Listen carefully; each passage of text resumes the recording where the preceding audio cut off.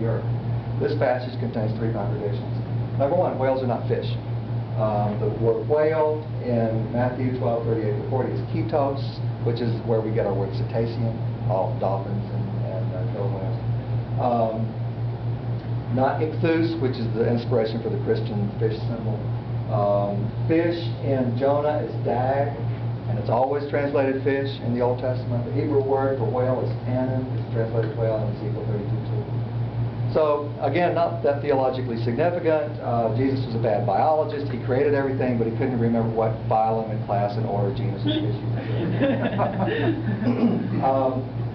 But probably not that theologically significant. But it gets better. Matthew 12:38-40 says, "There shall be no sign given to it except for Jesus' resurrection." But there were lots of signs, and they use the same Greek word. The Greek word for sign in this passage is semeion. Sign, it's all semeion. And other parts of the Bible make it very clear that Jesus performed multiple signs. Many people saw the signs in John 6:2, John 12:17-18. Use the same Greek word. Sometimes it's translated miracles, but that's in the English. The Greek is always semeion. Many people believed in Jesus because of the signs. So these signs didn't just happen out in a corner somewhere. It's not that nobody paid attention to them. They had a substantial effect. And one of the arguments they're going to bring up is, well, you know, he was talking to scribes and Pharisees, and they're not going to get a sign. Believers get a sign, but the scribes and Pharisees don't get a sign. Not true. Many of Jesus' signs were seen by unbelievers.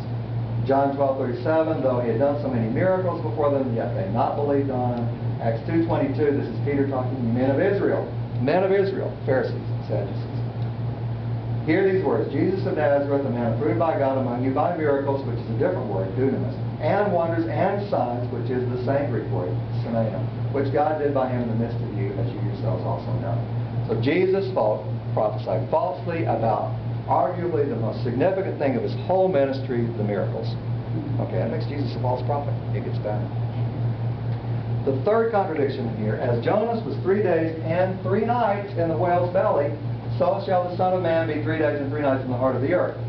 Friday afternoon through Sunday morning is how many nights? 2. Okay.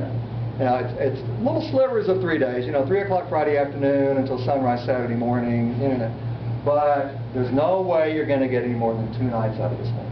Jesus prophesied falsely about his own resurrection. The single most important event in Christian theology, and Jesus got it wrong. Makes Jesus a false prophet.